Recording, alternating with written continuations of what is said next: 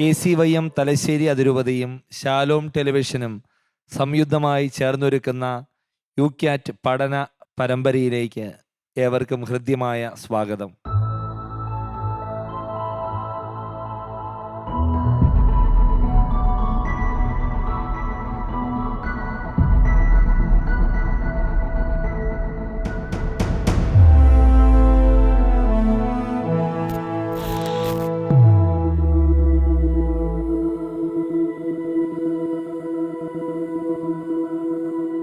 നമ്മൾ രോഗത്തെക്കുറിച്ച്, രോഗത്തിൻ്റെ വിവിധ ദർശനങ്ങളെക്കുറിച്ച്, അത് ബൈബിളിൻ്റെ വെളിച്ചത്തിൽ, വിശ്വാസത്തിൻ്റെ വെളിച്ചത്തിൽ വ്യത്യസ്തമായ വീക്ഷണകോണുകളിലൂടെ നോക്കിക്കാണുകയായിരുന്നു. നമുക്ക് വീണ്ടും നമ്മുടെ ചോദ്യങ്ങളും പിതാവിൻ്റെ ഉത്തരങ്ങളിലേക്കൊക്കെ പ്രവേശിക്കാം. ആദ്യത്തെ ചോദ്യം ചോദിക്കുന്നത് അഞ്ജലി മിസ്സാണ്, ഒരു അധ്യാപികയാണ്. പിതാവെ, സഭ പലവിധത്തിൽ രോഗികളെ ശുശ്രൂഷിക്കുകയും അതുപോലെ തന്നെ അനവധി ആതുരാലയങ്ങൾ സ്ഥാപിക്കുകയും ചെയ്യുന്നുണ്ടല്ലോ. എന്തുകൊണ്ടാണ് സഭ രോഗികൾക്ക് ഇത്തരമൊരു സ്പെഷ്യൽ പ്രയോറിറ്റി കൊടുക്കുന്നത്? യെസ്, അഞ്ജലി ടീച്ചർ ചോദിച്ച ചോദ്യം പലരും ചോദിക്കാൻ മടിക്കുന്നൊരു ചോദ്യമാണ്. സഭയെ പലപ്പോഴും കുറ്റപ്പെടുത്തുന്നവർ സഭയുടെ ആശുപത്രികളിലെ നിരക്കുകളെ ഇതേക്കുറിച്ചൊക്കെ മാത്രമേ സംസാരിക്കാറുള്ളൂ. അതേസമയം ആഗോളതലത്തിലും കേരളത്തിലും എല്ലാം ശ്രദ്ധിച്ചാൽ നമുക്ക് മനസ്സിലാകും, ഈ ഭൂമിയിൽ ഏറ്റവും അവഗണിക്കപ്പെട്ടവരെ, ആരും നോക്കാനില്ലാത്ത രോഗികളെ ചേർത്ത് പിടിക്കാൻ, അവരെ മരണം വരെയും അനുയാത്ര ചെയ്യാൻ പരിശുദ്ധ കത്തോലിക്ക സഭയോളം പരിശ്രമിക്കുന്ന മറ്റൊരു പ്രസ്ഥാനവും ഈ ഭൂമുഖത്തില്ല എന്നുള്ളത് സത്യമാണ്. അതിൻ്റെ കാരണം നമുക്കറിയാം, സഭയുടെ ഒരു ദർശനമാണ്. ഓരോ മനുഷ്യനും ദൈവത്തിൻ്റെ ഛായയിൽ, സാദൃശ്യത്തിൽ സൃഷ്ടിക്കപ്പെട്ടവനാണ്. ഓരോ മനുഷ്യ വ്യക്തിയും ഈശോ മിശിഹായുടെ തിരുരക്തം വിലയായി കൊടുത്ത് വീണ്ടെടുക്കപ്പെട്ടവനാണ്. ഇതാണ് മനുഷ്യാത്മാവിൻ്റെ മഹത്വം, മനുഷ്യ വ്യക്തിത്വത്തിൻ്റെ മഹത്വം. അതുകൊണ്ട് തന്നെ ഒരാൾ രോഗിയായി ഇനി അദ്ദേഹത്തെ കൊണ്ട് ഒരു പ്രയോജനവുമില്ല എന്ന് വന്ന് ഉപേക്ഷിക്കുന്ന സംസ്കാരത്തിൻ്റെ ഒപ്പം നിൽക്കാൻ സഭയ്ക്കാവില്ല. കാരണം സഭ അവളുടെ വിശ്വാസം ഏറ്റവും പ്രകടമായി, സ്പഷ്ടമായി വെളിപ്പെടുത്തുന്ന ഒരു വേദിയാണ് രോഗികളോടുള്ള സഭയുടെ മനോഭാവം. നമുക്കറിയാവുന്നതുപോലെ ഈ ഇന്ത്യ മഹാരാജ്യത്തിൽ തന്നെ ഏറ്റവും അധികം അനാഥരായ രോഗികളെ സംരക്ഷിക്കുന്ന സ്ഥാപനങ്ങൾ നടത്തുന്നത് കത്തോലിക്ക സഭയാണ് എന്ന് സർക്കാരിൻ്റെ തന്നെ സ്ഥിതിവിവരക്കണക്കുകൾ കിട്ടുന്നു. അതുപോലെ തന്നെ സമൂഹത്തിൽ ഇതുപോലെ പാർശ്വവൽക്കരിക്കപ്പെട്ടു പോകുന്ന മനുഷ്യർ, എയ്ഡ്സ് രോഗം വ്യാപകമായി നിർണയിക്കപ്പെട്ട ഒരു കാലമുണ്ടായിരുന്നു 90കളുടെ ആരംഭത്തിൽ. എയ്ഡ്സ് രോഗികളെ ചികിത്സിക്കാൻ ആരുമില്ലാതെ വന്നപ്പോൾ സഭ മുന്നിട്ടിറങ്ങി എയ്ഡ്സ് രോഗികൾക്ക് വേണ്ടി പുനരധിവാസ കേന്ദ്രങ്ങൾ തുടങ്ങി. സർക്കാരിൻ്റെ ഔദ്യോഗിക സംവിധാനങ്ങൾ പോലും നിശ്ചലമായപ്പോൾ സഭയുടെ സ്ഥാപനങ്ങളിൽ എയ്ഡ്സ് രോഗികൾ തങ്ങളുടെ ജീവിതത്തിന് പുതിയ അർത്ഥവും ദിശയും കണ്ടെത്തി എന്നുള്ളതാണ് സത്യം. എന്തുകൊണ്ട് സഭ രോഗികൾക്ക് പ്രാധാന്യം കൊടുക്കുന്നു എന്ന് ചോദിച്ചാൽ, ഒന്ന്, ഈശോ മിശിഹാ ഈ ഭൂമിയിൽ വന്ന് സ്ഥാപിക്കാൻ ആഗ്രഹിച്ച ദൈവരാജ്യത്തിൻ്റെ പ്രത്യേകത ലൂക്കാ സുവിശേഷത്തിൽ നമ്മൾ വായിക്കുന്നു. അത് യെശയ്യായെ ഉദ്ധരിച്ചുകൊണ്ട് നമ്മൾ സുവിശേഷത്തിൽ കേൾക്കുന്നുണ്ട്. ലൂക്കാ സുവിശേഷം 4-ാം അധ്യായം 16 മുതലുള്ള വാക്യങ്ങൾ. അന്ധർക്ക് കാഴ്ചയും ബന്ധിതർക്ക് മോചനവും അടിച്ചമർത്തപ്പെട്ടവർക്ക് സ്വാതന്ത്ര്യവും കർത്താവിന് സ്വീകാര്യമായ വത്സരവും പ്രഖ്യാപിക്കുവാൻ ഞാൻ വന്നു, ഈശോ പറഞ്ഞു. മത്തായിയുടെ സുവിശേഷത്തിൻ്റെ 11-ാം അധ്യായം ആരംഭത്തിൽ യോഹന്നാൻ്റെ ശിഷ്യന്മാർ നീ തന്നെയാണോ മെസ്സിഹ എന്ന് ചോദിക്കാൻ വരുന്നത്. ചോദിക്കുമ്പോൾ ഈശോയുടെ മറുപടി എന്താ? നിങ്ങൾ കാണുന്നതും കേൾക്കുന്നതും പോയി യോഹന്നാനെ അറിയിക്കും. അന്ധർ കാണുന്നു, മുടന്തർ നടക്കുന്നു, രോഗികൾ സൗഖ്യം പ്രാപിക്കുന്നു, മരിച്ചവർ ഉയർപ്പിക്കപ്പെടുന്നു. ഇത്രയും കാര്യങ്ങളൊക്കെ ഇവിടെ നടക്കുന്നുണ്ട് എന്ന് സ്നാപകയോഹന്നാനോട് പറഞ്ഞാൽ മതി, അവന് കാര്യം മനസ്സിലാകും. ദൈവരാജ്യം സ്ഥാപിക്കപ്പെട്ടു എന്നും വന്നത് മെശിഹായാണ് എന്നും അതിനാൽ ഉറപ്പിക്കാം എന്നാണ് അതിൻ്റെ അർത്ഥം. അതായത് ഈ ഭൂമിയിൽ ദൈവരാജ്യം സ്ഥാപിക്കുകയാണ് സഭയുടെ ആത്യന്തിക ലക്ഷ്യമെങ്കിൽ ആ ദൈവരാജ്യത്തിൻ്റെ ഭാഗമാണ് വാസ്തവത്തിൽ ഈ പറഞ്ഞ രോഗീ പരിചരണം എന്ന് പറയും. അതുകൊണ്ട് തന്നെ സഭ ആരാരുമില്ലാത്ത രോഗികളെ പരിചരിക്കുന്നു. അതുപോലെ തന്നെ ആതുര സേവന രംഗത്ത് മൾട്ടി സ്പെഷ്യാലിറ്റി ആശുപത്രികൾ ഉൾപ്പെടെ സഭ നടത്തുന്നു. സഭ ഇത്തരം ആശുപത്രികൾ നടത്തുന്നതിലൂടെയാണ് ഈ ആശുപത്രി മേഖല കച്ചവടവൽക്കരിക്കപ്പെടാതെ പോകുന്നത് എന്ന് ശ്രദ്ധിച്ച് മനസ്സിലാക്കിയാൽ നിങ്ങൾക്ക് തിരിച്ചറിയാൻ കഴിയും. ഏതൊരു നഗരത്തിലാണോ കത്തോലിക്ക സഭയുടെ ആശുപത്രി എല്ലാ സൗകര്യങ്ങളോടും കൂടെ പ്രവർത്തിക്കുന്നത്, ആ നഗരത്തിൽ ഈ ആതുര സേവനത്തെ വലിയ കച്ചവടമാക്കി മാറ്റിയ ഏജൻസികൾക്ക് ക്രമാതീതമായി ഫീസ് വർദ്ധിപ്പിക്കാൻ സാധിക്കുകയാണ്. ഞാൻ നഗരങ്ങളും ആശുപത്രിയുടെ പേരും പറഞ്ഞ് ആരെയും അധിക്ഷേപിക്കാൻ ആഗ്രഹിക്കുന്നില്ല. പക്ഷേ നിങ്ങൾ ശ്രദ്ധിച്ചു നോക്കിയേ, കേരളത്തിലെ മെട്രോപൊളിറ്റൻ നഗരങ്ങളിൽ, ഈ വലിയ നഗരങ്ങളിൽ എവിടെയാണോ സഭയുടെ ആശുപത്രികൾ സജീവമായിട്ടുള്ളത് അവിടെയൊക്കെയും ചികിത്സാ ചെലവ് താരതമ്യേന കുറഞ്ഞു നിൽക്കും. അതിൻ്റെ കാരണം സഭയെ സംബന്ധിച്ചിടത്തോളം രോഗീ പരിചരണം എന്നത് ക്രിസ്തുവിൻ്റെ ശുശ്രൂഷയുടെ തുടർച്ചയാണ് എന്നുള്ളതാണ് സത്യം. അതുകൊണ്ട് തന്നെ സഭ രോഗികളിൽ, പ്രത്യേകിച്ച് ആരാരും തുണയില്ലാത്ത രോഗികളിൽ ക്രിസ്തുവിൻ്റെ മുഖമാണ് കാണുക. നമുക്കറിയാം മദർ തെരേസായെക്കുറിച്ച് എല്ലാവർക്കും അറിവുള്ള വസ്തുതയാണ്. ആ അമ്മയുടെ ജീവകാരുണ്യ പ്രവർത്തികളുടെ ശോഭയെ ഇന്നും ഭയപ്പെടുന്ന പ്രസ്ഥാനങ്ങളുണ്ട്.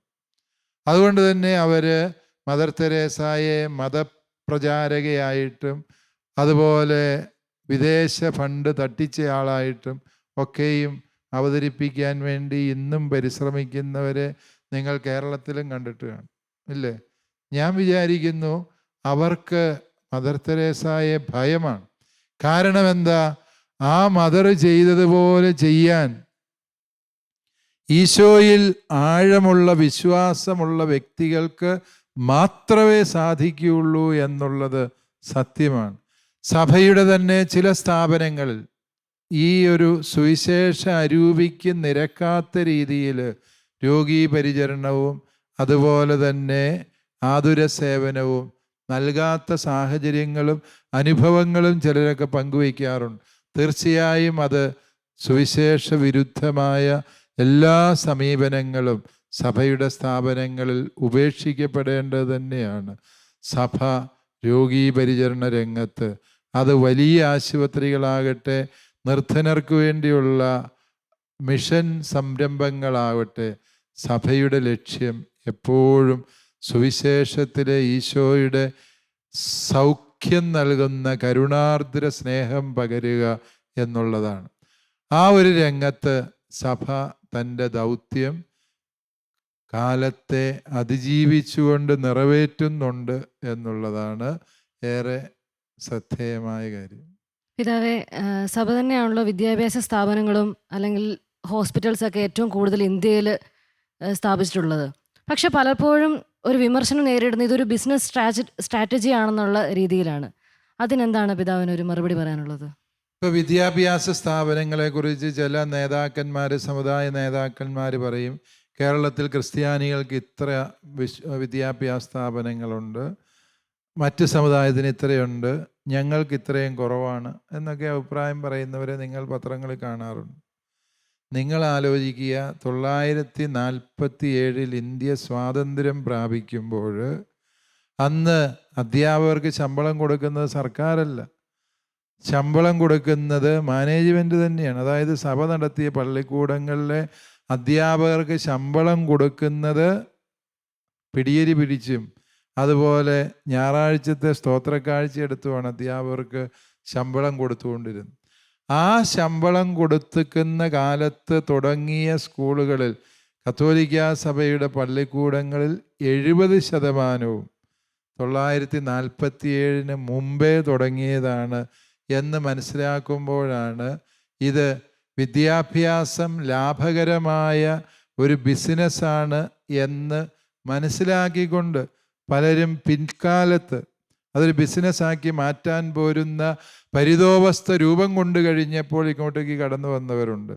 പക്ഷേ ഒരു ലാഭവും പ്രതീക്ഷിക്കാതെ ഈ രംഗത്ത് നിർബന്ധ ബുദ്ധിയോടെ പ്രതിബദ്ധതയോടെ പ്രവർത്തിച്ചതിൻ്റെ ചരിത്രം തീർച്ചയായും കത്തോലിക്കാ സഭയ്ക്ക് അവകാശപ്പെട്ടതാണ്, ക്രിസ്ത്യൻ മിഷണറിമാർക്ക് അവകാശപ്പെട്ടതാണ്.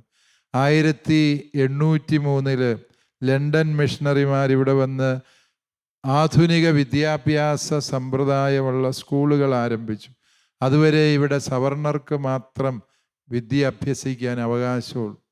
ഈ പള്ളിക്കൂടങ്ങളിൽ എല്ലാ ജാതി മതസ്ഥരെയും അണിനിരത്തി അവർ വിദ്യാഭ്യാസം നൽകി.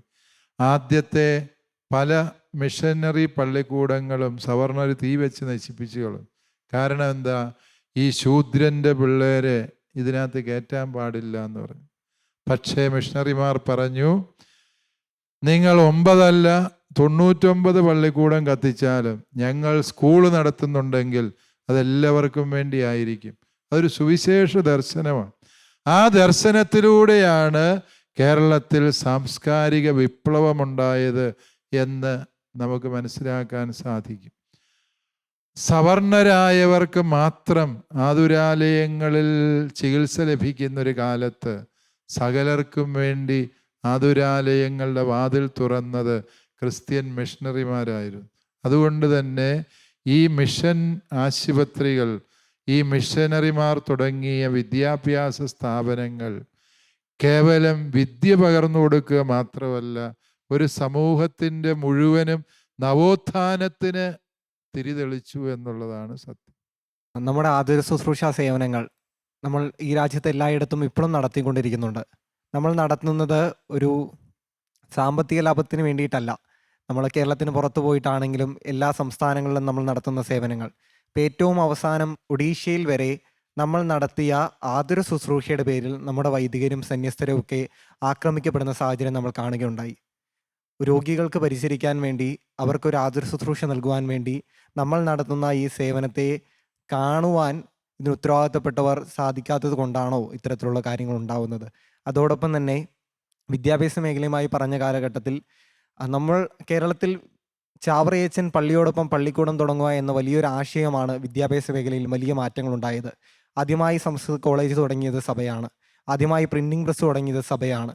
വിദ്യാഭ്യാസ മേഖലയിൽ ഇത്തരത്തിലുള്ള ഒരുപാട് പരിഷ്കാരങ്ങൾ നടത്തിയെങ്കിലും ഒരു ചരിത്രത്തിലും സഭയുടെ ഇടപെടലോ സഭ നടത്തിയ പ്രവർത്തനങ്ങളോ ഏറ്റവും മുൻപന്തിയിൽ വേണമെന്ന് ആഗ്രഹിക്കുന്നില്ല. പക്ഷേ ആ ചരിത്രത്താളുകളിൽ എവിടെയെങ്കിലും ഉണ്ടാവണമെന്നൊരാഗ്രഹമുണ്ട്. എന്തുകൊണ്ടാണ് ഈ കാലഘട്ടത്തിലും അതിനൊരു മാറ്റം ഉണ്ടാവാത്തത് എന്നൊരാഗ്രഹം, സംശയമുണ്ടായിരുന്നു.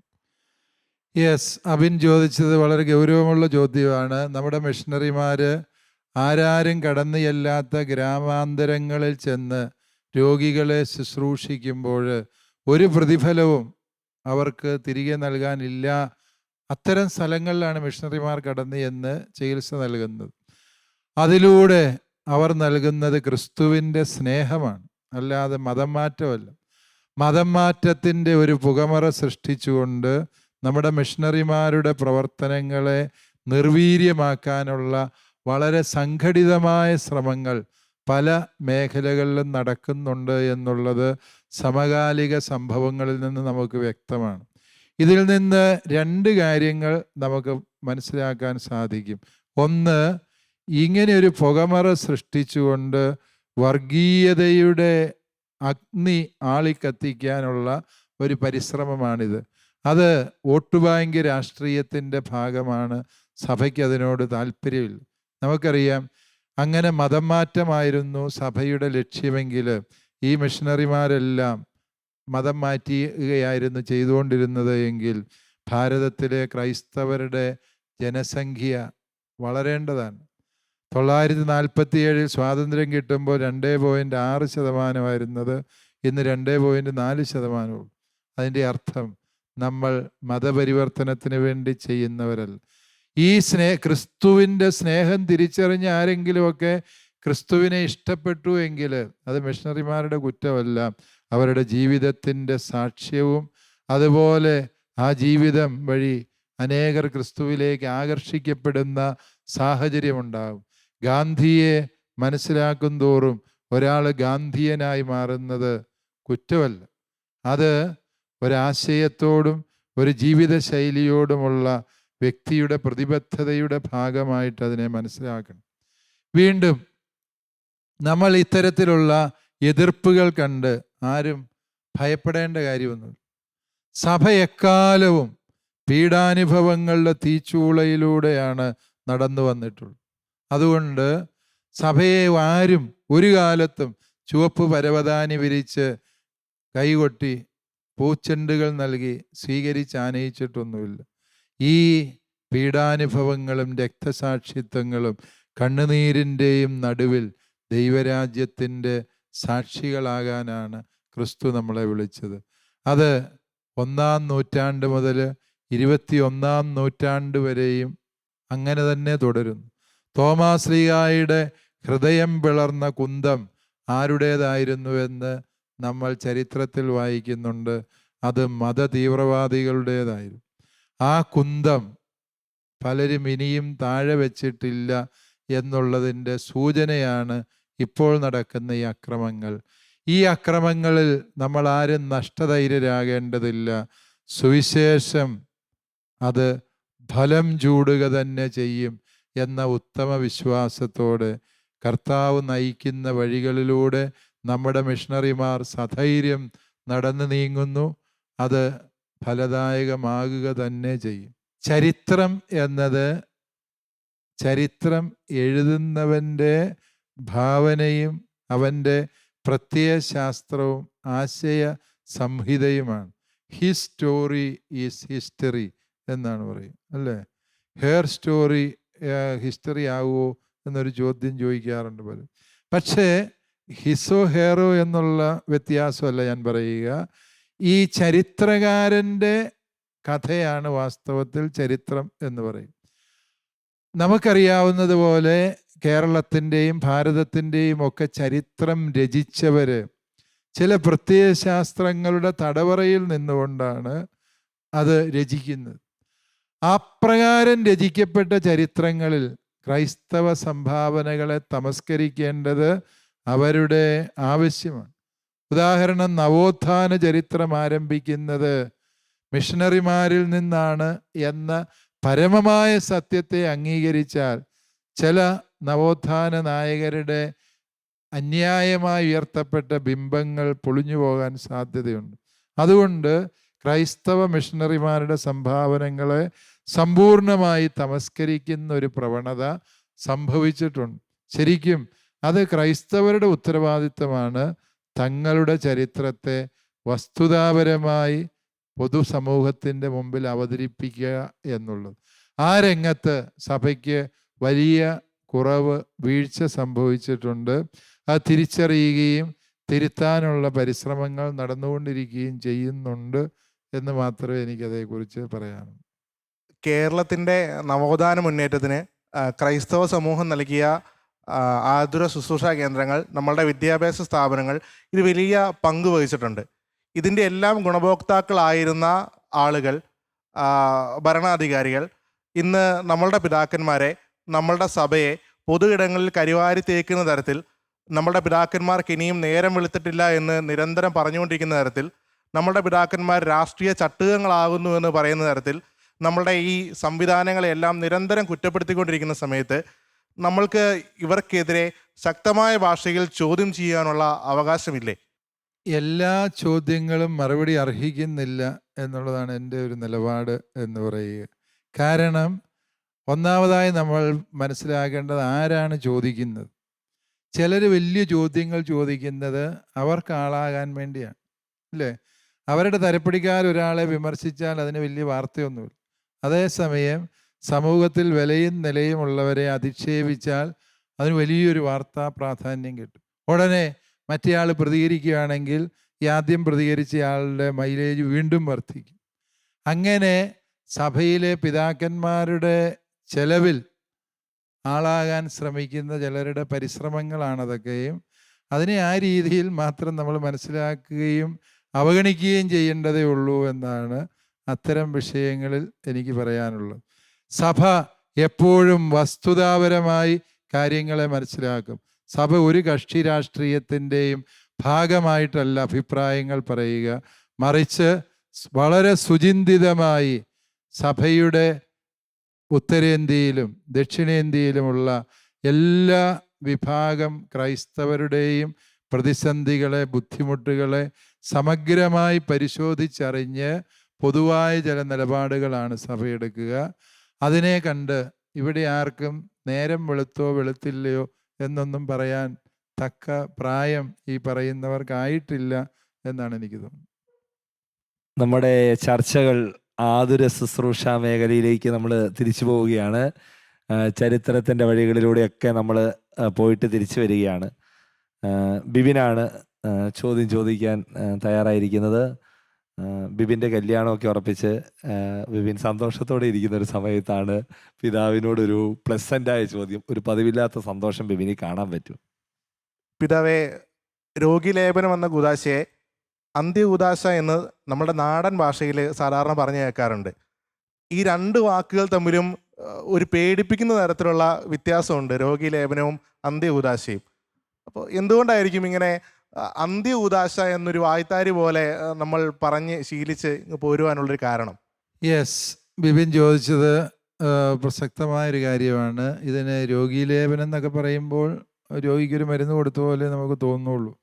അന്ത്യകൂദാശ എന്ന് പറയുമ്പോഴത്തേക്കും ഒരു പേടി തട്ടാറുണ്ട് അല്ലേ? ചെറുപ്പക്കാരനായ ബിബിന് പോലും പേടി തട്ടിയിട്ടുണ്ട്. എന്നാണ് ബിബിൻ്റെ കല്യാണം? സെപ്റ്റംബർ 23. യെസ്, പ്രേക്ഷകരെ എല്ലാം വിളിക്കാൻ ഉദ്ദേശിച്ചിട്ടില്ല, എങ്കിൽ പോലും ഈ സെപ്റ്റംബർ 23-ന് ബിബിൻ എല്ലാ ഭാവുകങ്ങളും നേരുന്നു.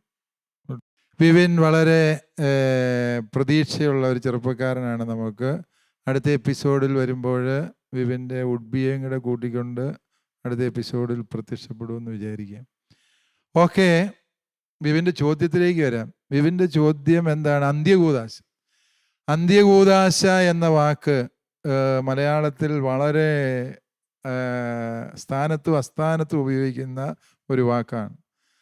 ഒരുത്തൻ്റെ അവസാനം അടുത്തു എന്ന് കാണിക്കാൻ വേണ്ടി അവർക്ക് അന്ത്യകൂദാശ കൊടുക്കാനുള്ള സമയമായി ഇന്ന് ഈ കൂദാശയുടെ ഒന്നും പശ്ചാത്തലത്തിലല്ലാതെയും സെക്യുലറായിട്ട് ഉപയോഗിക്കുന്നതാണ് അല്ലേ? ചില രാഷ്ട്രീയ പാർട്ടികൾക്ക് വേണേൽ അന്ത്യകൂദാശ തരും എന്നൊക്കെ ഒരു കാലത്ത് ഇവിടെ വലിയൊരു ചർച്ചാ വിഷയമുണ്ടായിരുന്നു. ഈ അന്ത്യകൂദാശ എന്ന വാക്ക് അത് ശരിക്കും പണ്ട് കാലത്ത് വൈദികരൊന്നും അധികം സംലഭ്യമല്ലാതിരുന്നു. ഇന്നത്തെ പോലെ കൃത്യമായ രോഗനിർണയങ്ങളോ രോഗികൾക്കുള്ള ചികിത്സാ സംവിധാനങ്ങളോ ഒന്നും ഇല്ലാതിരുന്നപ്പോൾ ഒരാൾ മരണവെപ്രാളം കാണിക്കാറാവുമ്പോഴാണ് മനുഷ്യർക്ക് തോന്നുന്നത് എന്തോ പ്രശ്നമുണ്ട്. ഉടനെ അവർ ചെയ്യുന്നത് ഓടിപ്പോയി അച്ഛനെ കൂട്ടിക്കൊണ്ട് വന്ന് ആൾക്ക് ഈ രോഗീലേപനം എന്ന കൂദാശ കൊടുക്കും. ആശുപത്രികളോ സംവിധാനങ്ങളോ ഒന്നും അടുത്തെങ്ങും ഇല്ല. അധികം താമസിയാതെ ആൾ മരിച്ചും പോകും. ഉടനെ അങ്ങനെ ആ ഒരു ചരിത്ര പശ്ചാത്തലത്തിൽ നിന്നാണ് ഇതിന് അന്ത്യകൂദാശ എന്ന പേര് വന്നു. ശരിക്കും ഇതിന് അന്ത്യകൂദാശ എന്ന പേരല്ല. ഒരു രോഗി ഇപ്പം വലിയ ഒരു ഓപ്പറേഷന് പോകും, ഇപ്പോൾ ഒരു ഓപ്പൺ ഹാർട്ട് സർജറിക്ക് പോകും. നമുക്കറിയാം ഓപ്പൺ ഹാർട്ട് സർജറിയുടെ സക്സസ് റേറ്റ് എന്ന് പറയുന്നത് മോർ ദാൻ 90%. അതായത് എല്ലാവരും തന്നെ പൂർണ്ണ സൗഖ്യം പ്രാപിച്ച് വരാൻ തക്ക വിധത്തിൽ വൈദ്യശാസ്ത്രം ഇന്ന് പുരോഗമിച്ചിട്ടുണ്ട്. എങ്കിലും ആളുകൾ വന്ന് ഈ വലിയൊരു ഓപ്പറേഷന് പോകുന്നതിന് മുമ്പ് നമ്മളോട് ചോദിക്കാറുണ്ട്, ഒരു രോഗീലേപനം എന്ന കൂദാശ സ്വീകരിച്ചിട്ട് ഈ ഓപ്പറേഷന് പോകാൻ ഞാൻ ആഗ്രഹിക്കുന്നു. അത് ഒരു ഒരുക്കമാണ്. ഇൻ കേസ് ഈ ഓപ്പറേഷൻ്റെ സമയത്ത് എന്തെങ്കിലും സംഭവിച്ചാൽ നിത്യതയിലേക്കുള്ള എൻ്റെ യാത്രയിൽ ഈ ഒരു കൂദാശ എനിക്ക് വലിയ അനുഗ്രഹവും തുണയുമാണ്. ദൈവം പൂർണ്ണ സൗഖ്യത്തോടെ തിരിച്ചു കൊണ്ടുവരാനാണ് ആഗ്രഹിക്കുന്നതെങ്കിൽ എൻ്റെ സുഖപ്രാപ്തിക്ക് ഈ കൂദാശ സഹായകമാണ്. രോഗീലേപനത്തിന് മരിക്കാനുള്ള കൂദാശ എന്നുള്ള അർത്ഥം മാത്രമല്ല ഉള്ളത്. മരിക്കുന്നവരെ സംബന്ധിച്ച് അവരുടെ നിത്യതയിലേക്കുള്ള യാത്രയിൽ കർത്താവിൻ്റെ ഒരു അനുഗ്രഹവും കൃപയും കൂടെയുണ്ട് എന്നുള്ള ബോധ്യം ഈ കൂദാശ പ്രദാനം ചെയ്യുമ്പോൾ സാധാരണ ഗതിയിൽ ഒരു രോഗാവസ്ഥയിൽ സ്വീകരിക്കുമ്പോൾ ആ രോഗത്തിൽ നിന്ന് കർത്താവ് എന്നെ സുഖപ്പെടുത്തും എന്നുള്ള വിശ്വാസത്തിൻ്റെ ഒരു പ്രഘോഷണം കൂടിയായിട്ട് നമുക്ക് ഈ രോഗീലേപനത്തെ മാറ്റാം. അതുകൊണ്ടാണ് സഭ ഔദ്യോഗിക വാക്കുകളിൽ ഒന്നിലും ഇതിനെ അന്ത്യകൂദാശ എന്ന് വിശേഷിപ്പിക്കുന്നില്ല. അതൊരു നാടൻ ചൊല്ല് മാത്രമാണ്. അത് തിരുത്തേണ്ട സമയമായി നമുക്ക് രോഗീലേപനം എന്ന കൂദാശയായിട്ട്, അല്ലെ സൗഖ്യദായക കൂദാശകളിലൊന്നായിട്ടാണ് ഇതിനെ സഭ മനസ്സിലാക്കുന്നത്. ആ രീതിയിൽ നമുക്ക് ഈ കൂദാശയുടെ അർത്ഥം മനസ്സിലാക്കാം. നമ്മൾ രോഗത്തിൽ ആരംഭിച്ച് രോഗീലേപനത്തിലേക്ക് നമ്മൾ പയ്യെ പ്രവേശിച്ചിരിക്കുകയാണ്. നമുക്ക് ദൈവശാസ്ത്രപരമായും ചരിത്രപരമായും ഒക്കെ ഒത്തിരി നമ്മളെ ചിന്തിപ്പിച്ച പിതാവിൻ്റെ ഉത്തരങ്ങളിലൂടെ നമ്മളെ പ്രബോധിപ്പിച്ച ഒരു എപ്പിസോഡ്. കൂടുതൽ നല്ല ചോദ്യങ്ങളും നല്ല മനോഹരമായ ഈടുറ്റ ഉത്തരങ്ങളുമായി നമ്മൾ യുക്യാറ്റിൽ കണ്ടുമുട്ടും. ഏവർക്കും നന്ദി.